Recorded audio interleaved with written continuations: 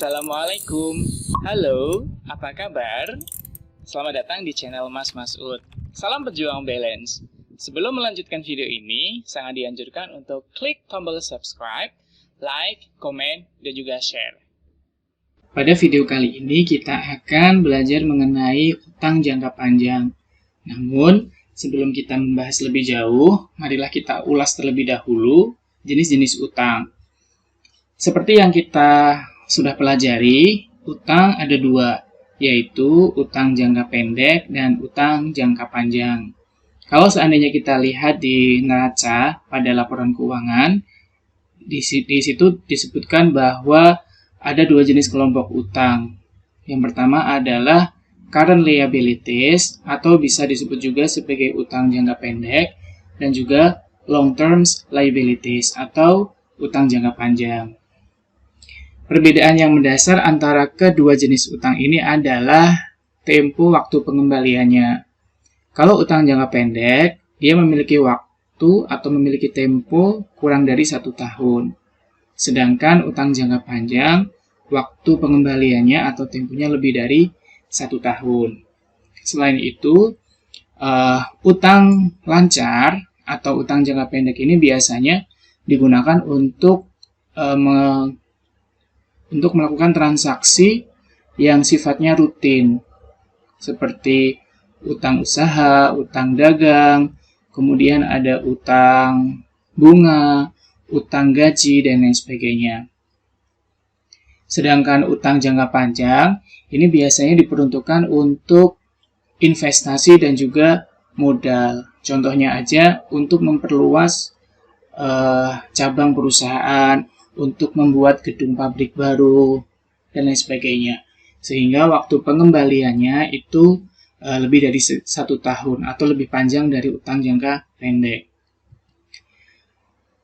Setelah mempelajari materi ini, diharapkan siswa dapat yang pertama, menyebutkan jenis-jenis utang jangka panjang.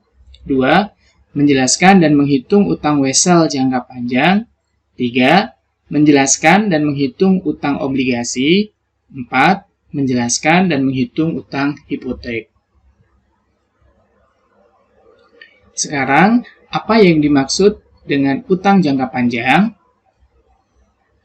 Utang jangka panjang adalah utang yang diharapkan akan dibayar dalam jangka waktu lebih dari 1 tahun atau lebih dari 1 siklus operasi normal perusahaan, dan dengan menggunakan aset tidak lancar yang ada atau dengan menimbulkan kewajiban jangka panjang lainnya, atau pengalihan modal saham. Jenis utang jangka panjang. Ada 3 jenis utang jangka panjang, antara lain utang wesel jangka panjang, utang obligasi, dan yang ketiga adalah utang hipotek. Yang pertama adalah utang wesel jangka panjang, atau disebut juga sebagai bank draft. Adalah surat berharga berisi perintah tak bersyarat dari bank penerbit draft kepada pihak lainnya atau tertarik untuk membayar sejumlah uang kepada seseorang atau orang yang ditunjuk pada waktu yang telah ditentukan, yaitu lebih dari 1 tahun. Utang wesel itu sendiri ada 2. Yang pertama, wesel jangka pendek dan wesel jangka panjang. Untuk wesel jangka pendek berarti utang tersebut harus dibayar kurang dari 1 tahun, dan jika wesel tersebut jangka panjang, maka bisa dibayar lebih dari 1 tahun. Yang kedua adalah utang obligasi atau bonds payable. Adalah surat bukti atau pengakuan utang yang dikeluarkan perusahaan kepada pemegang dengan imbalan bunga tertentu, tanpa menjaminkan suatu aktiva. Dalam surat obligasi dicantumkan nilai nominal obligasi, bunga per tahun, tanggal pelunasan, dan ketentuan lain sesuai jenis obligasi tersebut. Jadi kalau bisa disimpulkan, obligasi ini disebut juga sebagai surat pengakuan utang. Dan yang ketiga adalah utang hipotek atau mortgage payable. Merupakan pinjaman yang harus dijamin dengan aset tetap tidak bergerak, misalnya tanah dan bangunan.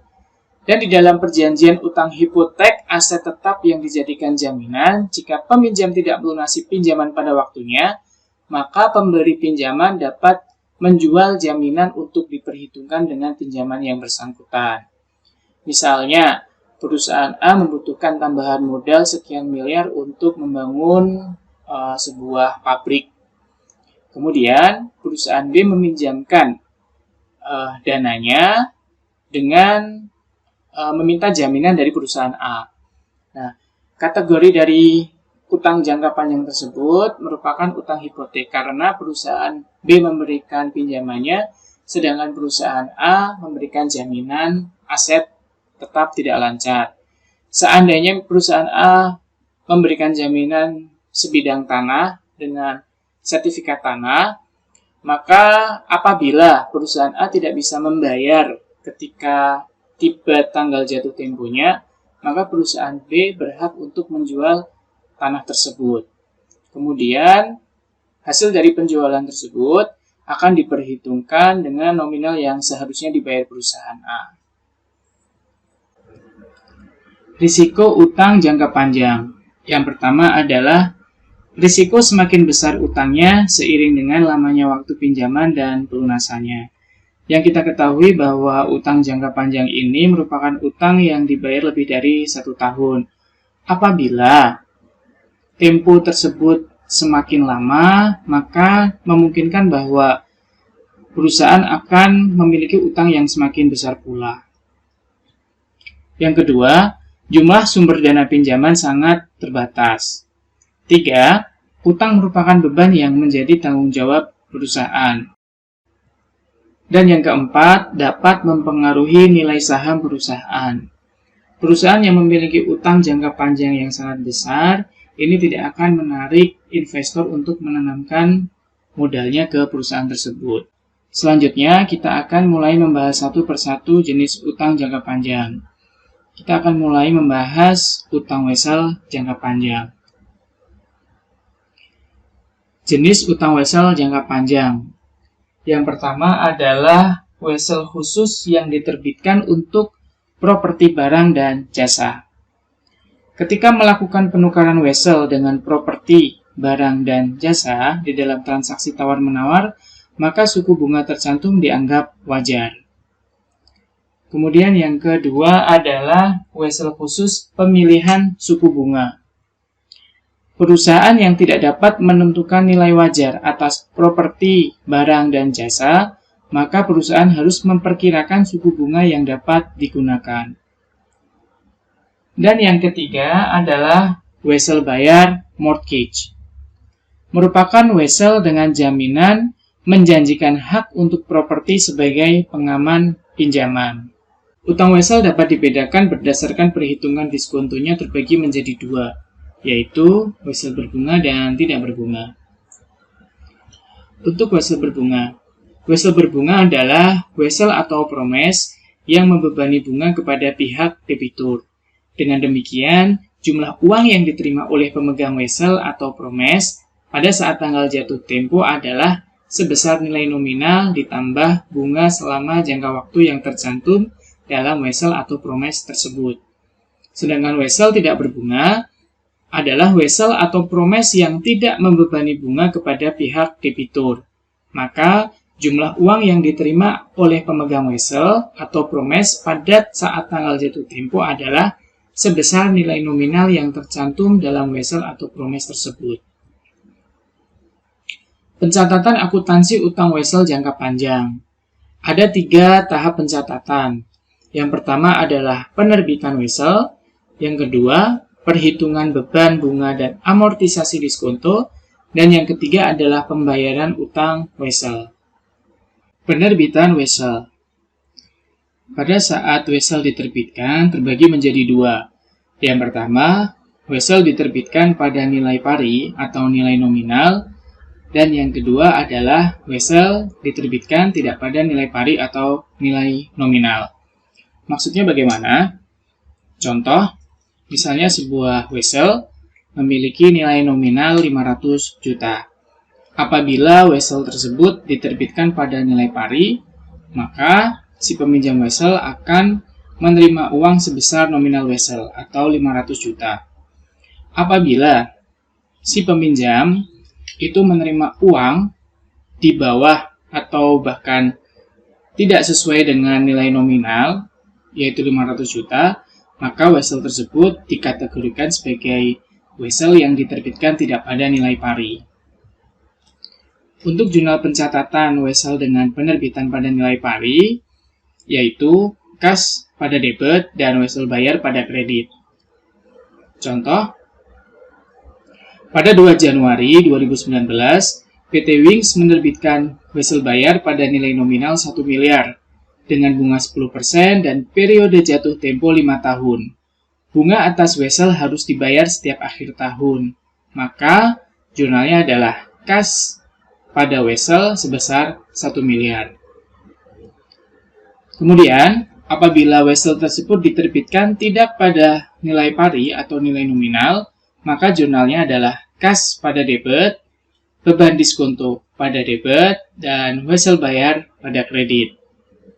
Contoh, PT Adidas menerbitkan wesel senilai 500 juta dengan periode jatuh tempo 5 tahun seharga 299.725.664. Suku bunga wesel tersebut adalah 11%. Dari kasus ini kita ketahui bahwa nominal wesel sebesar 500 juta, akan tetapi wesel tersebut dihargai 296.725.664. Ini menimbulkan selisih antara nilai nominal dan nilai yang diterima, yaitu sebesar 203.274.336, yang selanjutnya dianggap sebagai beban diskonto. Maka jurnalnya adalah kas pada debit 296.725.664 atau sesuai nominal yang diterima, beban diskonto pada debit sebesar 203.274.336 atau nominalnya adalah selisih antara nominal wesel dikurangi kas yang diterima, dan kreditnya adalah wesel bayar sebesar 500 juta. 2. Penghitungan beban bunga dan amortisasi diskonto. Beban bunga dicatat dengan mendebit beban bunga dan mengkredit akun kas. Contoh, pada 2 Januari 2019, PT Wings menerbitkan wesel bayar pada nilai nominal 1 miliar dengan bunga 10% dan periode jatuh tempo 5 tahun. Bunga atas wesel harus dibayar setiap akhir tahun. Maka untuk mencari beban bunga yang harus dibayar PT Wings sebagai berikut. Persentase bunga yaitu sebesar 10% dikali dengan nilai nominal wesel yaitu 1 miliar. Sehingga diketahui beban bunga yang harus dibayar PT Wings adalah 100 juta. Jurnalnya adalah beban bunga pada debit 100 juta dan kas pada kredit 100 juta. Yang kedua adalah amortisasi diskonto. Ketika wesel diterbitkan tidak sesuai nilai pari atau nilai nominal yang kemudian menyebabkan beban diskonto, maka beban diskonto tersebut harus diamortisasi. Untuk mengamortisasi beban diskonto, kita perlu menjurnalnya dengan beban bunga. Sehingga jurnalnya adalah beban bunga pada debit dan beban diskonto pada kredit. Contoh, pada 2 Januari 2018, PT Adidas menerbitkan wesel berbunga senilai 500 juta dengan periode jatuh tempo 5 tahun seharga 296.725.664. Suku bunga wesel tersebut adalah 11%. Yang pertama, kita akan mencari beban bunga yang harus dibayar PT Adidas. Beban bunga dicari dengan mengalihkan persentase bunga, yaitu 11% dengan nominal yang diterima PT Adidas, yaitu 296.725.664, sehingga diketahui hasilnya 32.639.823. Untuk mencatat beban bunga ini ke dalam jurnal, kita mendebit beban bunga dan kemudian kita mengkredit kas sebesar 32.639.823. Selain itu, PT Adidas juga harus melakukan amortisasi diskonto. Jika beban diskonto diketahui pada saat penerbitan Wesel sebesar 203.274.336,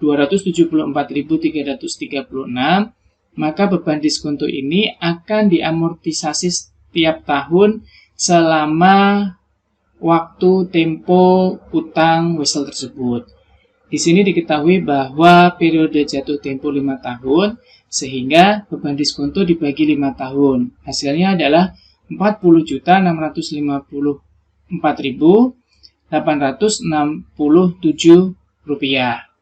Sehingga setiap tahun PT Adidas harus mengamortisasi diskonto sebesar Rp40.654.867 yang dibebankan pada beban bunga di sebelah debit dan mengkredit beban diskonto sebesar Rp40.654.867. 3. Pembayaran utang Wesel.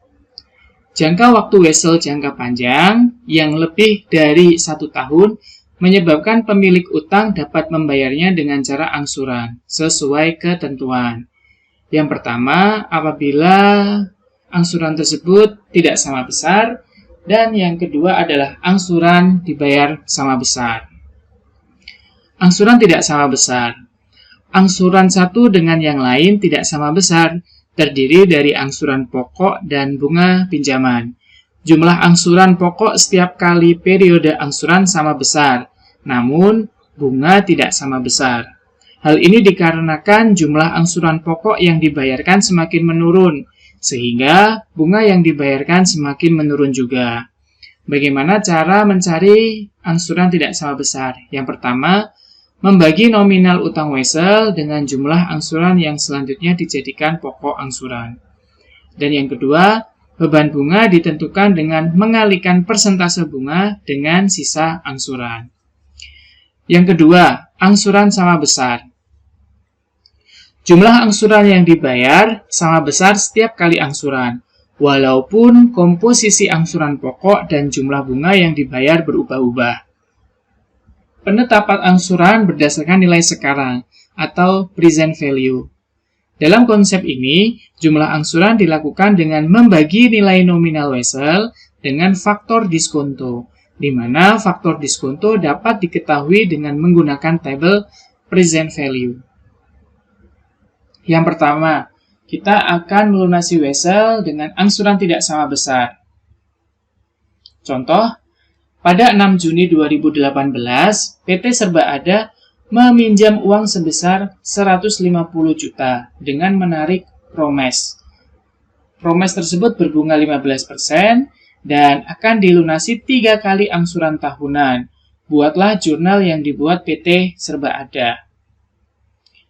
Dikarenakan promes tersebut dilunasi 3 kali angsuran, maka nominal promes dibagi 3. Yaitu 150 juta dibagi 3 tahun. Jadi setiap tahun PT Serba Ada akan membayar pokok angsuran sebesar 50 juta.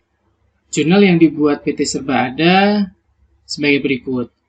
Pada saat diterima uang pinjaman atau tanggal 6 Juni, PT Serba Ada akan menjurnal kas pada debit sebesar 150 juta dan utang Wesel pada kredit sebesar 150 juta. Pada saat angsuran pertama atau 6 Juni tahun berikutnya, yaitu tahun 2019, PT Serba Ada akan membayar angsuran yang pertama. Dia akan mendebet utang Wesel sebesar 50 juta atau sebesar pokok angsuran, dan kemudian ia akan mendebet beban bunga sebesar 22.500.000 dan mengkredit kas sebesar 72.500.000. Beban bunga ini dihitung dengan mengalihkan persentase dengan sisa angsuran. Karena ini merupakan angsuran pertama, jadi persentase bunga sebesar 15% ini dikalikan dengan 150 juta. Hasilnya adalah 22.500.000. Kemudian untuk angsuran yang kedua atau 6 Juni tahun 2020. Utang Wesel didebet sebesar 50 juta, beban bunga didebet sebesar 15 juta, dan kas dikredit sebesar 65 juta. Untuk mencatat beban bunga pada angsuran kedua ini, perusahaan akan mengalihkan persentase bunga dengan sisa angsuran. Karena ini merupakan angsuran yang kedua dan sisa pinjaman telah berkurang 50 juta, jadi bunga dikalikan sebesar 100 juta. Hasilnya adalah 15 juta. Selanjutnya pada angsuran ketiga, atau 6 Juni 2021. Perusahaan akan mendebet utang wesel sebesar 50 juta, kemudian mendebet beban bunga sebesar 7.500.000 dan kas yang dibayarkan di sebelah kredit sebesar Rp57.500.000. Untuk angsuran yang ketiga ini, beban bunga dikalikan dengan sisa angsuran, yaitu sebesar 50 juta. Sehingga diketahui bahwa beban bunga yang dibayar pada angsuran ketiga ini adalah 7.500.000. Dari kasus ini, kita ketahui bahwa angsuran setiap tahun yang dibayar perusahaan tidaklah sama. Yang pertama, dulu perusahaan membayar sebesar 72.500.000 pada angsuran pertama, kemudian 65 juta pada angsuran kedua, dan 57.500.000 pada angsuran ketiga. Kemudian bagaimana jika wesel ini dibayar dengan angsuran yang sama besar? Contoh, pada 30 April 2014, PT Sriwijaya Air meminjam uang sebesar 120 juta yang dibayar dengan promes berbunga 10% dan akan dilunasi dalam waktu 6 tahun. Faktor diskonto diketahui 4,3553. Hitunglah angsuran pokok dan bunga pinjaman tiap periode angsuran dan jurnal pada angsuran pertama. Untuk mengetahui atau mencari jumlah tiap angsuran, kita dapat membagi nilai nominal wesel dengan faktor diskonto. Dalam kasus ini, nilai nominal wesel sebesar 120 juta dibagi dengan 4,3553, sehingga diketahui jumlah tiap angsuran sebesar 27.552.637 rupiah. Apabila dijabarkan ke dalam tabel pembagian bunga dan pokok pinjaman tiap angsuran, dapat kita ketahui sebagai berikut. Untuk kolom pertama, ini merupakan kolom periode angsuran. Kolom kedua adalah saldo awal pokok pinjaman. Kolom ketiga adalah angsuran tiap periode. Kolom keempat, biaya bunga per periode. Kemudian kolom kelima adalah bagian pokok pinjaman.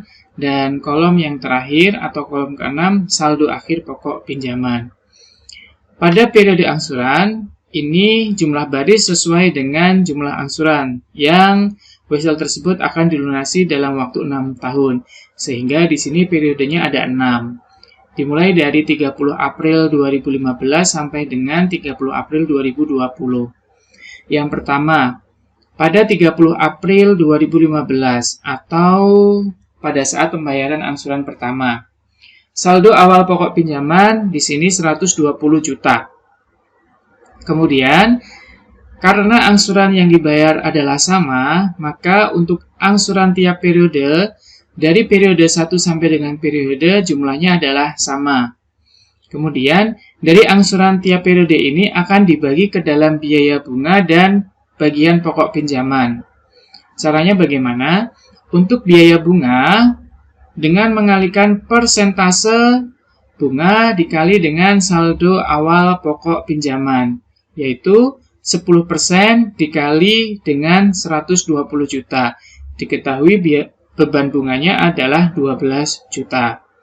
Kemudian, untuk bagian pokok pinjaman dapat diketahui dengan mengurangi angsuran tiap periode dengan biaya bunga per periode, yaitu 27.552.673.000 dikurangi 12 juta sama dengan 15.552.673. Ini merupakan pembagian dari angsuran tiap periode yang terbagi ke dalam biaya bunga dan bagian pokok pinjaman. Kemudian pada kolom terakhir adalah saldo akhir pokok pinjaman. saldo akhir pokok pinjaman ini akan digunakan untuk menentukan pada angsuran tahun berikutnya. Saldo akhir pokok pinjaman diketahui dengan mengurangi saldo awal pokok pinjaman dengan bagian pokok pinjaman, yaitu 120 juta dikurangi 15.552.673, sehingga diketahui saldo akhir pokok pinjaman adalah 104.447.327 rupiah. Nah, saldo akhir pokok pinjaman ini akan digunakan saldo awal pokok pinjaman pada angsuran tahun berikutnya. Begitu selanjutnya diteruskan sampai dengan angsuran tersebut habis. Untuk mencatat jurnal pada angsuran pertama dapat kita lihat sebagai berikut. Utang wesel dicatat di sebelah debit sebesar 15.552.673 atau sebesar pokok angsuran. Kemudian beban bunga di sebelah debit sebesar 12 juta, kemudian kas sebesar 27.552.637 rupiah. Kemudian jurnal untuk mencatat pembayaran angsuran wesel untuk tahun kedua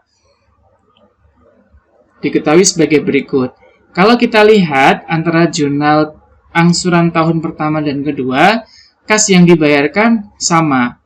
Akan tetapi pokok angsuran dan juga beban bunga yang dibayarkan atau yang dikurangi sangat berbeda. Ini karena adanya perbedaan saldo akhir pokok angsuran. Kemudian sedikit kami jelaskan mengenai tabel present value.